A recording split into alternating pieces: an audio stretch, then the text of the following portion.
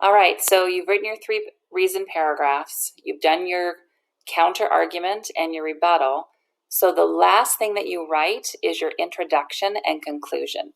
And you write these last because, first of all, they're the hardest to write, but also you need to know what's in your paper to write it effectively. So you write your introduction and your conclusion at the same time, but they are separate paragraphs. So at the top here, it says, write your introduction and conclusion last. Often these are the hardest to write, but they become easier after you finish the body of your paragraph. So the introduction is like the right hook. Your introduction needs to grab the reader's attention, so flex that muscle. It should include an attention-grabbing right hook, a transition into a statement pointing out the significance or importance of your topic, and then your claim. So your introduction, first of all, don't start with, I'm going to tell you, because you know my head will explode. Never use I. You're going to not have first person point of view anywhere in this paper. So keep it very clear of your reason. In the first paragraph, make sure you have a clear claim. Remember, your claim is your main point. So there should be uniforms in schools, period. That's your claim. I need to see that claim super clearly. You also need to make sure that you mention your 3 reasons in your paper. Try not to make them a list, but somehow weave them into however you start your paragraph, and I'll give you some ideas in a minute. And then you need to have a transition sentence at the very end of your introduction that tells your reader what you're going to talk about in your first body paragraph. And that's how you get full credit for your introduction. You have a clear claim, your reasons are there, all 3 of them, and you have a transition sentence into your first body paragraph. Once you've written your introduction, then you write your conclusion.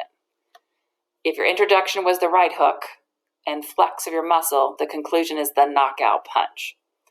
Your conclusion should tie in with your introduction.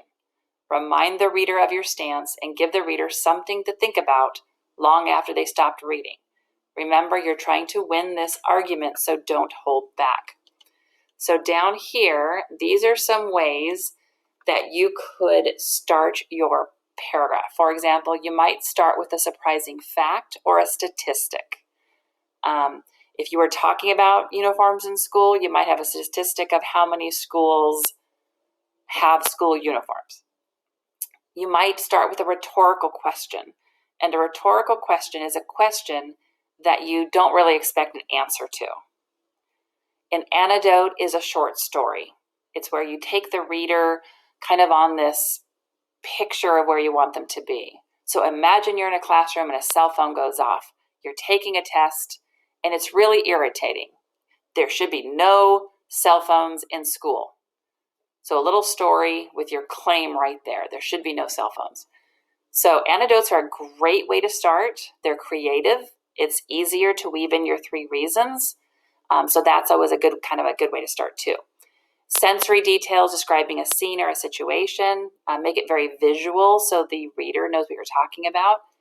You could introduce a dilemma, which is a problem that you're going to solve later, or you could start with a quote of a famous person, of course in quotation marks, and say who wrote it. So let's say your introduction is an anecdote, a short story. Then your conclusion could go back to that story and have an ending. If you had a question at the beginning of the paragraph in your introduction, then you could answer the question at the end. But think of the intro and conclusion like bookmarks.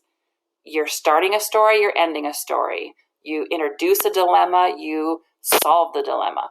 You kind of want the reader to feel like, okay, they're done with their paper. To get full credit on your conclusion, again, you need to make sure that you have stated your claim very clearly. Sometimes the last sentence is just a repeat of your claim. There should be school uniforms in schools, period, and that's the end. You again need to mention your 3 reasons, kind of weave them in there. Make sure it's very clear, okay? So you're writing 2 paragraphs over the next 2 days, intro, conclusion. Then I want you to take a moment and look at the rubric, which I'll attach as well, and just make sure that as you look at your paper, you have all the points from the rubric.